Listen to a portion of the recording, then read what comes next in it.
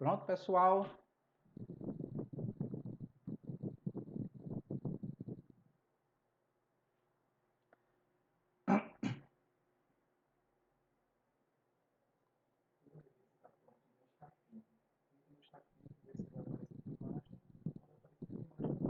Eu não sei onde ver isso aqui, não. Ah, pronto? Será que nós estamos ao vivo agora? Ok, nós voltamos. Voltamos, pessoal. Então, qual a nossa. Já bebi água, tá? Celso me deu um pouquinho d'água aqui. Vamos entrando, fazendo novamente a nossa live.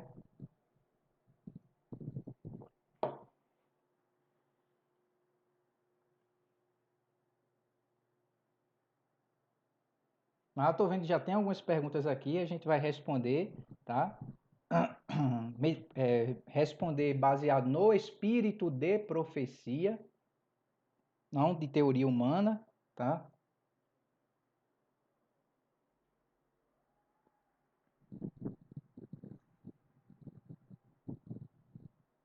Simbora? Pois bem, o pessoal já bebeu uma aguinha também, fez um lanchinho. Vamos embora.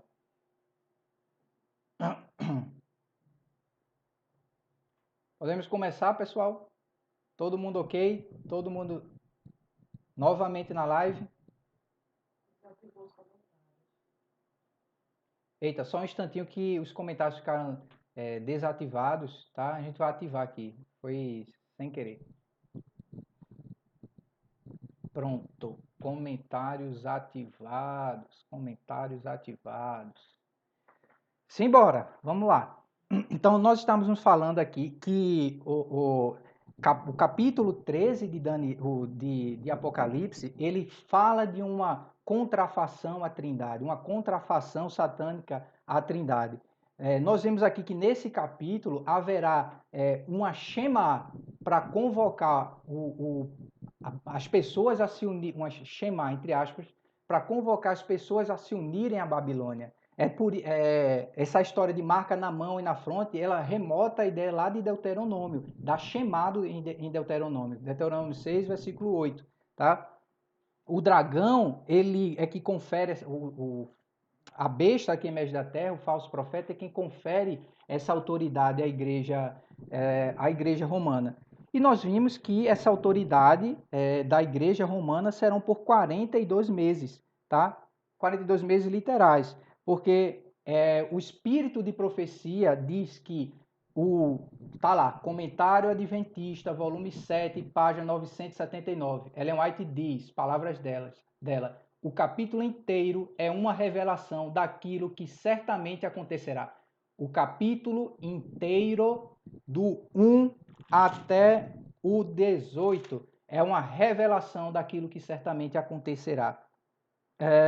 Só retomando aquela questão do raciocínio, talvez não ficou claro, ele diz que somente depois, perceba que somente depois que é falada sobre a cura da ferida mortal e a terra se maravilhando, seguindo a besta, é que é dito, foi-lhe dado também e abriu a boca em blasfêmias contra Deus para difamar o seu nome, difamar o tabernáculo, né? Mas atrás ele diz, foi dado uma boca que proferia arrogâncias e blasfêmias e autoridade para continuar por 42 meses, tá?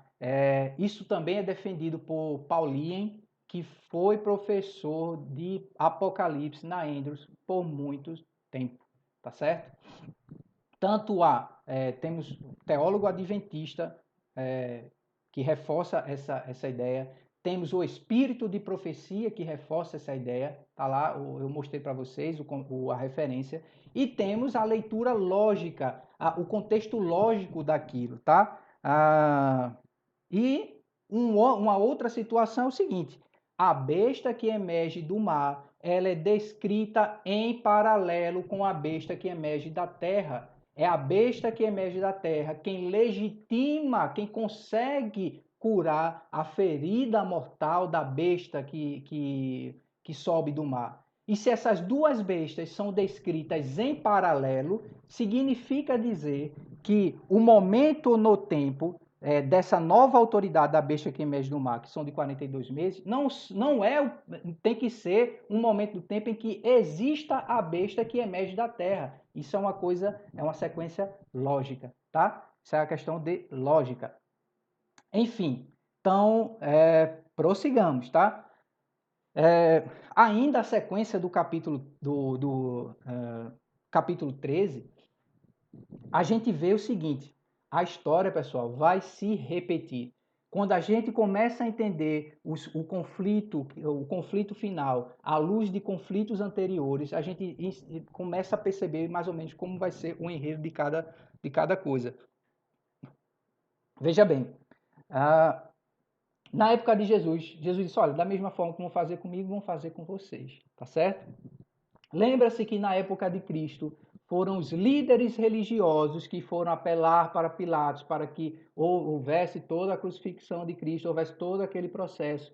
Ou seja, o poder religioso apelou para o poder civil, tá certo? Para fazer a crucifixão de Cristo, tá? Da mesma forma, o poder religioso ele vai apelar para o poder civil. É por isso que a besta que emerge da terra ela é descrita como falso profeta, aquele que engana, tá? Na época de Assuero, os líderes religiosos tentaram convencê-lo a prejudicar os judeus. Na época de Elias, o pessoal acusou Elias de todo aquele problema que estava havendo em Israel. E quem reinava? Quem reinava em Israel naquele momento? Jezabel. Por quanto tempo parou de chover? 3 anos e meio. Tá? Então, ficou sem chover por todo esse período. As pessoas acusaram Elias e veio um decreto de morte para Elias. Ou seja, os mecanismos eles se repetem, tá? Existe outro fenômeno também. Por exemplo, o primeiro decreto que houve, pelo menos a tentativa de decreto dominical, lá em 1864, 1880, foi feito também no sentido num mundo em instabilidade social, tá? E os motivos foram no mundo não, na verdade, nos Estados Unidos a instabilidade social teve aquele contexto da guerra entre, né, os dois locais lá dos Estados Unidos. E houve essa tentativa do decreto dominical que na verdade falhou, né? Teve essa questão, nós só resumindo, como a história vai se repetir, teve o exemplo de Elias, teve o exemplo de Assuero, teve o exemplo do próprio Jesus. Interessante que no de Elias, Jezabel ela é descrita lá na igreja de Tiatira como o Roma, o Roma, tá? Logo no comecinho do Apocalipse, capítulo 2, versículo 18 em diante, tá certo? Então não é à toa, existe esse tipo de semelhança. Quer ver outro paralelo também? A queda de Roma pagã, um dos motivos que tentaram culpar a queda de Roma pagã foi aos cristãos. Então, assim, os mesmos mecanismos de perseguição, eles acontecerão. E isso se dará por intermédio de um falso reavivamento. É aqui que está dizendo, é a besta que emerge do mar, o falso profeta, que diz aqui, ó, ele seduz os que habitam sobre a terra por causa dos sinais que lhe foi dado executar diante da besta. Dizendo que aos que habitam sobre a terra que façam uma imagem à besta, aquela que, ferida a espada, sobreviveu. E foi-lhe dado comunicar fôlego à imagem da besta, para que não somente a imagem falasse, como também fizesse morrer quantos não adorassem a imagem da besta. Então, o que é que Ellen White fala sobre esse falso reavivamento? Ela fala alguma coisa sobre essa situação? Deixa eu procurar aqui os slides e vou mostrar a vocês, tá? Aguarde espere só um pouquinho aí. Só um instante. Achei. Foi rápido. Eu vou precisar ficar um pouquinho de lado aqui para ler para vocês, tá bom? Tá aparecendo lá pro povo? Acho que não, tá? Vamos lá. Acho que vai aparecer. Espera aí. Pois bem, diz assim, ó, operação prodígios, os doentes serão curados e sinais e maravilhas seguirão os crentes. Satanás também opera com prodígios de mentira, olha só, fazendo até mesmo fogo do céu, descer fogo do céu à vista dos homens. Assim veja só como é que os habitantes da terra, eles serão levados a se decidir por intermédio da religião. Não será simplesmente por intermédio da política, será por intermédio da religião. O que interessa em profecia é religião, tá? Assim, desta maneira, por intermédio desses sinais, desses prodígios, os habitantes da terra serão levados a decidir-se.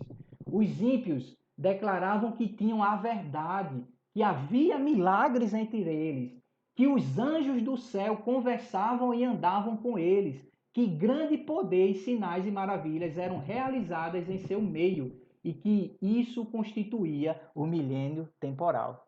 Olha só o período de paz e segurança que antecede o fim, tá?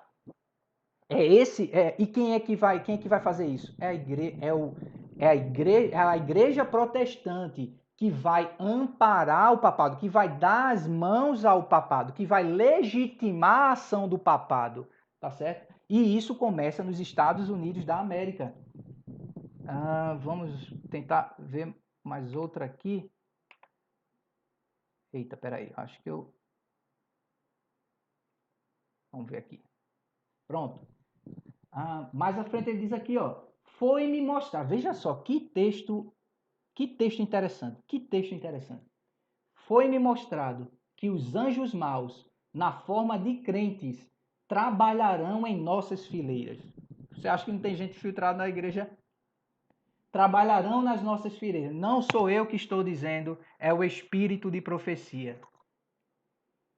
Aqui não a gente não está falando só sobre cientistas, enfim, a gente está falando do espírito de profecia. Foi-me mostrado que os anjos maus, na forma de crentes, trabalharão em nossas fileiras para introduzir um forte espírito de descrença. Não permitais, nem que isso vos desanime, né? Mais à frente ela diz: Satanás e seus anjos aparecerão na terra como homens e andarão em companhia daqueles de quem a palavra de Deus diz o seguinte: alguns apostatarão da fé para obedecer a espíritos enganadores e ensinos de demônios. Esses poderes do mal se ajuntarão em nossas reuniões. Veja só que coisa séria. Se ajuntarão em nossas reuniões, não para receber uma bênção, mas para neutralizar as influências do Espírito de Deus. Não aceiteis nenhuma observação que eles possam fazer. Então perceba que é por intermédio desse tipo de mecanismo que o mundo ele vai ser levado a se decidir. Isso não sou eu que está falando, é o Apocalipse capítulo 13, ele diz: essa besta que emerge da terra, ele seduz os habitantes por intermédio de prodígios, tá? Ele seduz os habitantes para fazerem uma imagem à besta. Não é, veja só, imagem da besta é uma coisa, a besta que emerge do mar é outra coisa, tá? A imagem da besta é essa fusão do poder político com o poder religioso, tá certo? E isso, obviamente, ele terá graus diferentes de repercussão no mundo a depender do ambiente que você esteja vivendo, tá? De um poder político, o quanto um poder político ele pode se unir a um poder religioso, tá? Óbvio, isso aí é muito simples de acontecer num mundo no mundo que está perdido, no mundo que está em caos, no mundo que está em confusão. Nós fizemos aquele preâmbulo da questão da economia e tudo mais, dos rumores de guerra, para mostrar a vocês que essa é uma realidade presente. Isso acontece no nosso meio. É estimado que você veja que aconteceu recentemente nos Estados Unidos, uma coisa que assim, era inimaginável. Milhões na fila do seguro-desemprego, tá? O rombo, a dívida dos Estados Unidos, ela subirá aproximadamente no final do ano para 30 trilhões de dólares. É uma dívida impagável. E o Federal Reserve, né, eu vou me referir a ele aqui como Fed, tá? O Fed, ele não é um banco estatal, não é um banco dos Estados Unidos, ele é um banco privado. E ele está fazendo juros zero tá? Nesse momento, para acontecer aquela mesma coisa que fizeram em 2008. Né? Juros zero gerou uma bolha, só empurraram essa bolha mais para frente, tá? E quando a crise econômica chegou, eles começaram a imprimir dinheiro, baixaram juros. Obviamente, isso num mercado sem lastro criou uma instabilidade, tá? E jogou o problema para frente. E nós estamos ainda colhendo esses problemas. Né? Interessante que teve uma crise econômica em 2001, outra em 2007 ou em 2008, depois de 2015. Adivinha quando será a próxima nova crise econômica? Porque os ciclos econômicos, a economia, ela possui alguns ciclos, tá? E é por isso que, de certa maneira, essas instabilidades se repetem, são relativamente previsíveis. Se você for lá estudar o pessoal da escola austríaca, ele tem muito vídeo ensinando sobre isso aí, eles conseguem prever essas coisas. Por quê? Porque ele vê profecia, porque ele vê alguma coisa? Não, porque eles entendem da situação, tá? Mas enfim, teve aquela crise de 2008, levaram a crise para empurraram com a barriga o negócio para frente, né? E mais adiante acabaram aumentando os juros, tá? Imprimiram muito dinheiro para tentar socorrer os bancos internacionais, e daí o pessoal obviamente vai ficar mais endividado, porque no momento em que a crise chega, se eleva o juros, tá? E as pessoas ficam mais ainda reféns de um sistema econômico. É por isso que era impossível você implementar uma nova ordem mundial, ou muito difícil de isso acontecer, sem um sistema bancário funcionante. Houve várias tentativas de implementar uma nova ordem mundial, mas só o cenário é esse, porque os sistemas bancários do mundo já estão formados, né? Já estão relativamente organizados. E os Estados Unidos da América, por intermédio do Fed, que repito, é um banco privado, por isso que os Estados Unidos estão devendo a ele, é uma dívida impagável. É esse banco que está fazendo essas medidas de imprimir trilhões, né, para tentar socorrer os bancos, tá certo? Os demais bancos do mundo. E, obviamente, as pessoas vão ficar refém dessa situação. E você imagine, num país em que o povo americano é um povo medroso. É um povo que se prepara, mas também é um povo medroso. Acontece um alerta de furacão, acaba tudo nas prateleiras, enfim. Óbvio que algumas pessoas podem interpretar isso como a precaução, mas é um povo que está acostumado a ter as coisas em mãos, né? E quando existe esse grau de instabilidade, existe um problema lá naquela região, tá? E então, assim, você veja, milhares de pessoas pedindo lá nos Estados Unidos um seguro-desemprego, tá? É uma situação como nunca vista antes. Os Estados Unidos fecharam o país, milhões na fila de desemprego, e Ellen White diz que serão os líderes religiosos, por intermédio disso aí, que tentarão convencer o Estado a fazer um decreto dominical. Veja que nós temos um cenário armado no mundo, né? De um lado, você tem Roma, o papado atrelando tudo ao domingo, né? Por exemplo, o bem-estar da comunidade ao domingo, a questão da pobreza atrelando ao descanso, tentando fazer um vínculo com o descanso dominical. Você tem a questão do clima, do cuidado na nossa casa em comum, fazendo um vínculo com o domingo, né? A proteção de mulheres fazendo vínculo com o domingo. Então você tem um pano de fundo armado para que no momento da crise certa, a coisa aconteça. Aqui no começo do slide, eu queria mostrar uma coisa a vocês. São palavras do Rockefeller. Ele diz o seguinte, ó. Deixa eu mostrar aqui. Achei. Estamos diante isso foi 2002, palavras dele. Está lá no livro. Se alguém quiser pegar, comprovar, está lá. Estamos diante da oportunidade para uma transformação global. Tudo o que precisamos é a grande crise certa para que as nações apenas não aceitarem a nova ordem mundial, mas implorarem por ela. Tá? Traçando uma coisa que eu esqueci de falar aqui para vocês, traçando um paralelo, para a gente já encerrar, porque a gente está se estendendo muito, traçando um paralelo aqui com Daniel 11, mais uma vez, Ellen White fala dessa abominação desoladora, quando ele diz aqui, deles sairão, do rei do norte, sairão o quê? Braços que profanarão o santuário, a fortaleza nossa, e tirarão o sacrifício diário, estabelecendo a abominação desoladora. Quem lembra que no grande conflito, Ellen White diz que a igreja apelará ao braço forte do Estado. Tá?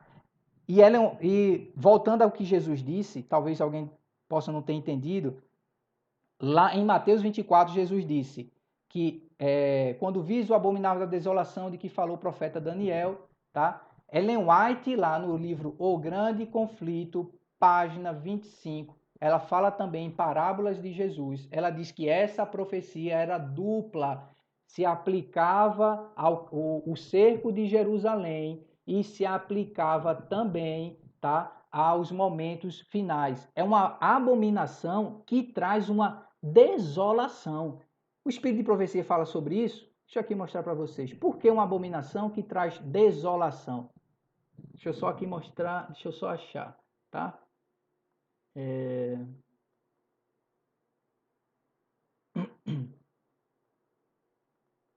Achei. Deixa eu ler aqui para vocês. Enfim, a substituição da lei de Deus pela dos homens, a exaltação por autoridade meramente humana do domingo, posta em lugar do sábado bíblico, é o derradeiro ato do drama. Quando essa substituição se tornar universal,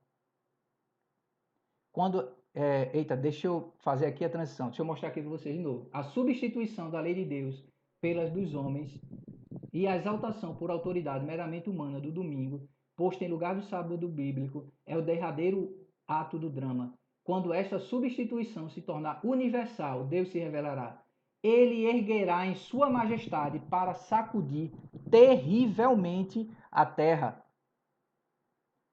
Mais à frente ela diz assim, ó, quando o decreto dominical for instituído, a apostasia nacional será seguida de ruína nacional. É a abominação que traz a desolação no mundo, tá? E assim, uma coisa que eu até vou mencionar aqui para vocês, o Espírito de Profecia, ele até fala sobre quando seria feito esse decreto, um decreto de morte, tá? Provavelmente seria feito à noite, até porque para o mundo secular o momento em que vira de um dia para o outro é meia-noite, né? Ele diz, quando a proteção das leis humanas for retirada dos homens que honram a Deus, haverá nos diferentes países um movimento simultâneo com o fim de destruí-los.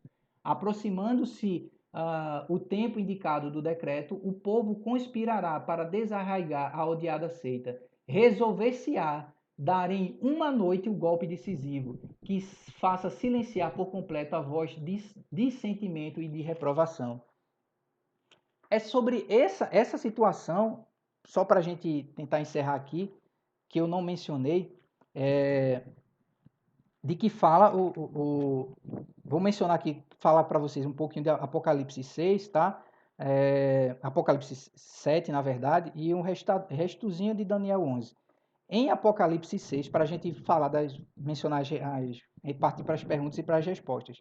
Em Apocalipse 7, ele diz que quando é perguntado para João, olha, você sabe quem são estes? Dito, né? João, você sabe quem é esse? Esses são essas pessoas? Ele disse, olha, meu senhor, tu sabes. Então ele me disse, são estes os que vêm da grande tribulação, lavaram suas vestiduras e alvejaram no sangue do Cordeiro. Primeiro, nesse capítulo, é descrito os 144 mil com o selo de Deus, tá? E depois é descrito uma grande multidão, tá certo? Porque essa grande multidão é a multidão de conversos dos 140, é a multidão que se converte pela mensagem dos 144 mil. Eles são os primeiros a serem selados. E isso daqui está falando da grande perseguição. Por quê? Perceba, quem são estes? São os que vêm da grande tribulação. Tá? O capítulo 7 está falando desse tempo de angústia, quando o decreto dominical for colocado. É o primeiro momento que é falado do selo de Deus, que tem uma contraposição com a marca ou selo da besta. E fala de vários sinais ocorrendo no céu, não são os mesmos de aqueles sinais que aconteceram em Apocalipse em 1755, o grande terremoto, o escurecimento do sol, eles tornarão a se repetir, mostrando que se iniciou o juízo dos vivos. Tá? O juízo dos mortos foi precedido por aqueles sinais, o juízo dos vivos também será precedido por sinais, porque Deus não julga ninguém sem que as pessoas saibam. E será esses grandes sinais causando toda essa movimentação na terra que fará com que as pessoas começam a perguntar o que é que está acontecendo no mundo, o que é isso, né? E daí vai se travar essa guerra, essa disputa de cidades, né? Da cidade, a disputa por conquista para regimentar pessoas para a Babilônia e a disputa para regimentar pessoas para Nova Jerusalém. Até porque, ainda no que diz respeito à contrafação do capítulo 13, se você for ver, diz assim, o anjo, lá no capítulo 17, diz assim, ó, veio um dos anjos que tinha aquelas 7 taças, né? E vem, olha, eu vou lhe mostrar o julgamento da grande Babilônia, tá? E é interessante que no capítulo 21 do Apocalipse diz a mesma expressão. Vi também, então veio um dos 7 anjos que tem as 7 taças cheias dos últimos flagelos, vem mostrar-te-ei a noiva. Então percebe que isso é o Armagedon, essa é a guerra, essa é a contrafação. Deus, com as 3 mensagens angélicas, a trindade satânica, com os 3 espíritos imundos, Deus convocando a população para observar a sua Shema, e Satanás convocando as pessoas para fazerem parte da Jerusalém da Babilônia aqui na Terra, aceitando o decreto dominical, tá certo? A igreja ela vai lançar mão do braço forte do estatal num momento de crise para que isso suceda, né? Você já tem um ambiente armado todo o domingo vinculado a problema econômico, problema dos pobres, questão climática. Veja que depois da Primeira Guerra Mundial, quando fez da Segunda Guerra Mundial, quando fez teve o New Deal, né? Ele foi reduzida a quantidade de horas para o trabalhador com o objetivo de gerar emprego. Então, é muito provável que seja também reduzida a quantidade de horas, impondo um descanso para que empregos também sejam estimulados, tá? E, voltando só para Daniel 11, para a gente terminar, ele diz, versículo 33, falando sobre a mesma situação do Apocalipse, de Apocalipse, da perseguição. Os sábios entre os povos ensinarão a muitos, todavia cairão pela espada, pelo fogo e pelo cativeiro, por o roubo, por alguns dias. Em hebraico está dias. Dias. Então, e somente depois da descrição que seria instituída a abominação desoladora é que é dito isso aqui, que os santos cairiam por alguns dias. Isso aqui não pode ser a Idade Média, pessoal, tá? É uma questão de lógica. Alguns dos sábios cairão para serem provados, purificados, embranquecidos até o tempo do fim, porque se dará no tempo determinado, ou seja, no fim, de que fala o versículo mais à frente, tá? Partindo mais para o finalzinho, mas pelos rumores do Oriente e do Norte será perturbado e sairá com um grande furor para exterminar muitos. Sabe que rumores do Oriente e do Norte são esses? É a pregação das 3 mensagens angélicas, porque é do Oriente e do Norte que procede Deus. Enfim, aqui na verdade essa live foi mais uma miscelânea, tá? A gente pode organizar uma nova para um tema mais específico, tá? Sobre um tema mais direcionado. Isso foi, espero que a nossa primeira, tá? Se eventualmente essa quarentena terminar, aliás, mesmo a quarentena terminando, num momento mais adiante, a gente obviamente pode fazer uma coisa dessa, não tem problema nenhum. Certo? Pelo menos todo mundo interage, todo mundo. A programação fica mais democrática, né? Todo mundo consegue ver. Então, nas próximas, a gente pode fazer um tema bem mais específico. Eu não tenho como mais me estender por conta do tempo. Eu até tenho que trabalhar hoje de noite, tá? Mas vamos para as perguntas e para as respostas, tá bom?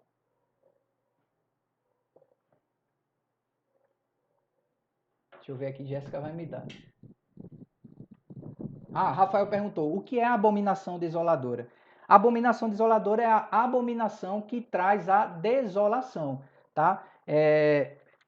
Ellen White diz o seguinte, que aquela profecia de Jesus era dupla. Então, quando o Roma pagã estendeu seu estandarte idolátrico romano sobre Jerusalém, foi a abominação desoladora. Da mesma forma, a abominação que trouxe a desolação ali em Jerusalém. Da mesma forma, quando Roma papal estender seu estandarte idolátrico romano, seu símbolo de autoridade no mundo, será instituído a abominação desoladora. Lembre, Ellen White diz que a profecia de Jesus sobre a abominação desoladora, ela era dupla. Se referia ao cerco de Jerusalém, está lá no Grande Conflito, página 25, eu acredito. Se referia ao cerco de Jerusalém e se referia aos momentos finais desse mundo. Cadê? Já poderíamos ter um prenúncio com a decisão momentânea de Trump de mudar a embaixada para Jerusalém? Na verdade, é o seguinte, quando Jerusalém, o plano é que Jerusalém, na verdade, seja uma cidade internacionalizada. Ou seja, não é do judeu. O plano da ONU é que não seja do judeu. O plano do papado é que não seja do povo judeu. A gente viu um vídeo. Quando Trump ele tem essa decisão, ele vai contra esse plano global. É por isso que ele é criticado. Obviamente, o Papa não viu isso com bons olhos, a comunidade internacional não viu isso com bons olhos, mas isso acelerou as disputas, as controvérsias sobre a situação. Mas o plano não é que Jerusalém seja de judeu nem de muçulmano. Jerusalém deve ser internacionalizada. Eu acredito, assim, a minha opinião pessoal, tá? Respeito quem pensa o contrário, eu acredito que deve ser do judeu, tá bom? Mas, na verdade, se você for ver lá no Corão, ele nem fala nem menciona a cidade. Enfim, mas o plano é de que seja internacionalizada. Cadê? Se após o vírus haverá uma oportunidade para a pauta ambiental, já que devido à pausa que estamos tendo, já se nota melhoras em alguns pontos, como a limpeza do Rio Veneza ou do Monte Himalaia, o Monte Himalaia podendo ser visto a uma certa distância, coisas que antes não se tinha. Então queria saber da parte dele se isso poderia surgir um movimento ambiental pedindo para que o mundo parasse. Sim, com certeza, pedindo para que o mundo parasse um dia. O que acontece? Veja, o decreto dominical ele vai ser instituído por motivos religiosos. Lembre-se, a besta que sobe da terra, os Estados Unidos, o falso profeta que tenta levar o mundo ao erro por meio de operações de engano. É ele que vai abraçar o papado para que tudo isso aconteça. Mas ele só vai conseguir porque um pano de fundo, uma estrutura já está formada. Imagine se ninguém nunca falasse do domingo como um dia de repouso, se ninguém nunca vinculasse o domingo ao cuidado com os pobres, tá? Ora, é um dia para que o pobre ele repousar da escravidão capitalista, tá entendendo? É um motivo. É um dia em que a família, depois dessa pandemia, ela pode se reunir, ficar ter um contato ter um contato de perto, tá certo? É o dia da família, é o dia do ambiente. Então existe todo um tecido construído em torno do domingo e os protestantes lá, o povo vai apelar às autoridades, as autoridades vão acabar cedendo. Mas para aquela ceda, primeiro o mundo tem que. Veja só, para que a Constituição dos Estados Unidos proíba uma pessoa de ter sua religião, tá? A Constituição tem que ser rasgada. E isso só acontece em situação de lei marcial. Veja que o Donald Trump, ele aprovou em março, acho que foi 15 de março, uma resolução que abre caminho, eu não estou falando que ele fez isso de maneira proposital, enfim, mas ele abriu caminho para que uma lei marcial, por meio de situações que eu não tenho como explicar aqui por conta do tempo, mas ele abriu caminho para que uma lei marcial mais à frente possa ser instituída, tá? A Constituição isso só vai acontecer num estado de lei marcial. E um estado de lei marcial só acontece diante de uma crise no mundo e uma crise, principalmente nos Estados Unidos da América. A minha impressão é que esse problema do coronavírus ele não vai se resolver nesse primeiro momento, isso vai se esticar, isso vai se estender. O mundo não vai ser o mesmo depois disso, tá? Mas existe um tecido, um pano de fundo para que esse decreto seja promulgado. Ora, tem o dia da família, é o dia do ambiente, é o dia do repouso para o mais pobre, enfim, né? E daí as autoridades religiosas dos Estados Unidos, eles vão solicitar, vão convencer o povo vai pedir isso para o governo, e porque vai estar vivendo um momento de crise, e esse momento de crise vai acabar em um determinado momento do tempo acontecendo uma lei marcial. E é por isso que Ellen White disse, olha, quando isso acontecer, será ruína nacional. Então, é um efeito dominó. Vai ser ruína atrás de ruína, então os ânimos acabam se intensificando, tá? E a coisa continua a ficar mais dura ainda até o ponto que é feito o decreto de morte.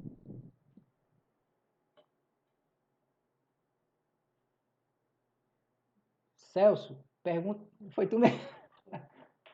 Ah, Celso, pergunta aí como relacionar a África do Sul, a Austrália, como aquele como um reino naquele mapa do Clube de Roma. Na verdade, o que acontece, aquele mapa do Clube de Roma, ele é uma proposta, tá? Ele não é, digamos assim, o modelo final. Isso é só para mostrar que a profecia, ela encontra seu reflexo no mundo, tá? Você veja que, por exemplo, a Bíblia diz lá que aqueles 10 reinos que viste, os 10 reinos, eles lá daquela estátua, né?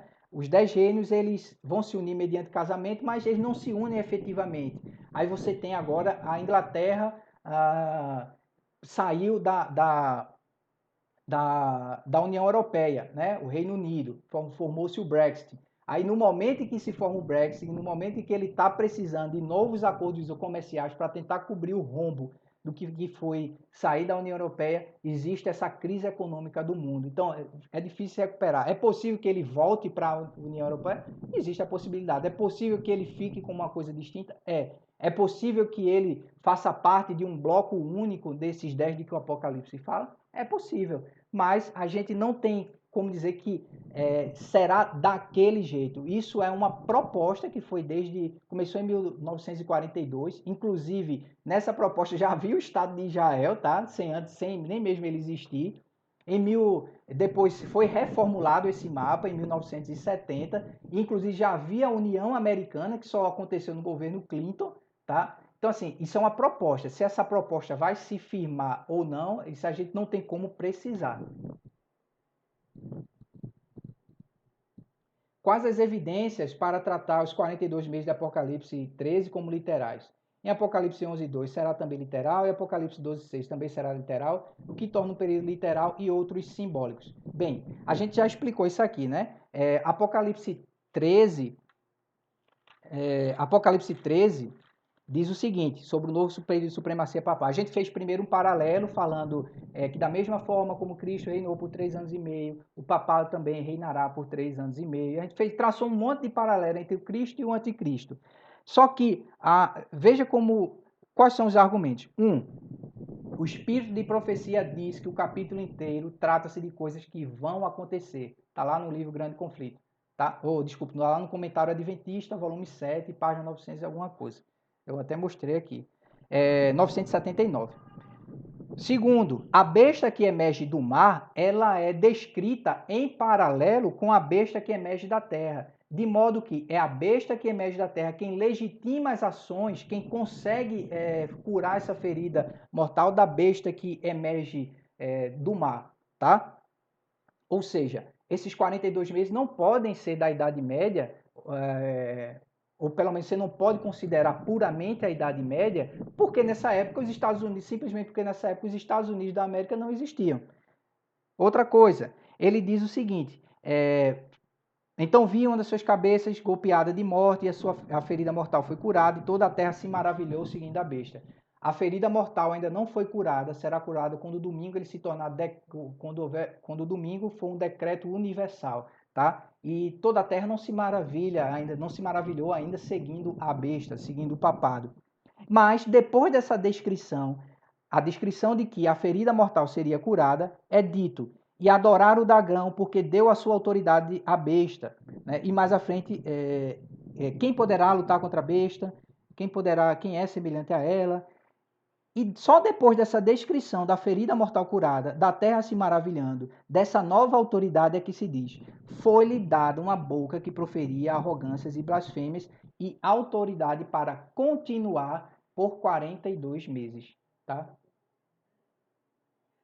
Então, assim é o contexto literário, é o espírito de profecia. Inclusive, John Pauline, que foi, como eu repito, foi professor de Apocalipse na Andrew por muito tempo, ele defende que são 3 anos e meio. Não só ele, existem outros teólogos adventistas também. Depois eu posso passar as referências bibliográficas. Pelo WhatsApp, eu acho que é o Paulo Corrêa, né? Ele tem meu WhatsApp, eu posso passar para ele todas as referências bibliográficas, tá? Next. Prodígios podem ser curar pessoas em nome de Jesus, mas ter um ensino totalmente errado da Bíblia? Certamente. Né? É a besta que emerge da terra, é esse falso profeta, o protestantismo apostatado que vai lançar, que Ellen White diz que eles farão, Ellen White é a Bíblia, que haverá prodígio no meio deles, a ponto de tentar convencer a humanidade a se juntar às fileiras de Babilônia. Né? Ela fala que anjos maus andam no nosso meio, que anjos maus estão podem fazer parte de certos tipos de reuniões, tá? E será esse poder sobrenatural que, num ambiente de crise, vai legitimar um decreto dominical. Não sou eu que estou falando, é o Apocalipse, é o Espírito de Profecia. A gente mostrou todos os textos aqui. Alguns santos cairiam. O que significa? Eu acho que ela está se referindo a Gabriela, né? Patrícia, eu estou meio cego aqui. Cadê? Eu acho que ela se refere a Daniel, capítulo 11, versículo 33, diz assim: os sábios entre os povos ensinarão a muitos. Esses sábios são aqueles os que servem a Deus, estudantes de profecias. Todavia cairão pelo fogo, pela espada e pelo cativeiro, pelo roubo por alguns dias. Né? Então, assim, isso é uma perseguição. Haverá mártires ainda antes do fechamento da porta da graça. Tá? Alguns deles farão parte dos 144 mil, outros não. Eu só gostaria de uma coisa de me lembrar de falar para vocês, antes que eu esqueça.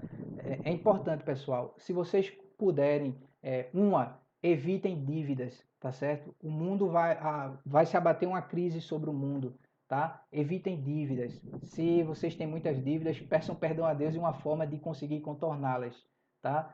Segundo, se possível, desde já, saiam das grandes cidades, tá certo? Não é preciso nem ser nem saber do que diz o Espírito de Profecia para entender que não é seguro ficar nas grandes cidades. Vai chegar um momento que é preciso sair. Então, planejem-se sair das cidades, tá certo? Isso é conselho do Espírito de Profecia. Eu estou já me planejando, inclusive, tá? Enfim, mas era só isso que eu queria falar. E isso aqui, esses sábios caindo, trata-se de perseguição mesmo, de mártires. Haverá mártires, tá bom? Então, assim, acabaram as perguntas, então eu só vou continuar. Ellen White diz que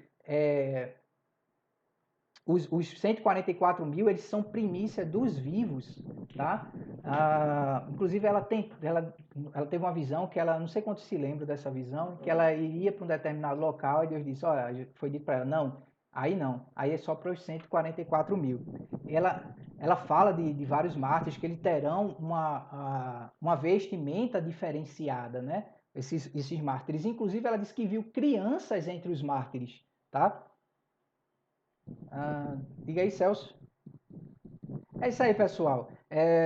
Enfim, a gente se adiantou muito já no tempo. Não deu para falar tudo. Não, infelizmente não deu. Tá? A gente pode marcar, já que a gente fez essa miscelânea, né? Esse bate-papo aqui, a gente pode fazer um novo com um tema mais específico, bem direcionado, para que a ideia se consolide. Aqui só foi para que nós tenhamos uma ideia geral de como serão as coisas. Infelizmente não deu para falar tudo, o tempo se adiantou, correu contra a gente, tá bom? Vamos encerrar aqui com uma oração, tá? Vamos orar. Senhor nosso Deus, nosso Pai, nós te agradecemos porque tu estivesse presente em nosso meio. Te agradecemos, ó Deus, porque vai chegar um tempo que, apesar das perseguições, Miguel ele se levanta e se levanta para defender, Senhor Deus. Te agradecemos porque as armas dos nossos inimigos cairão como palha. Te agradecemos porque tu colocas os teus santos anjos para nos proteger e que assim seja desde hoje para todos sempre. Amém. É isso aí, pessoal. Muito obrigado. Valeu por esse papo jovem de hoje, tá? Outras dúvidas vocês podem enviar pelo canal do Jovens Adventistas e, na medida do possível, a gente vai respondendo, tá? Assunto, a gente pode tratar, fazer uma outra live, um assunto mais específico em um outro momento. Uma espécie de continuação do que foi isso aqui, tá bom? Valeu!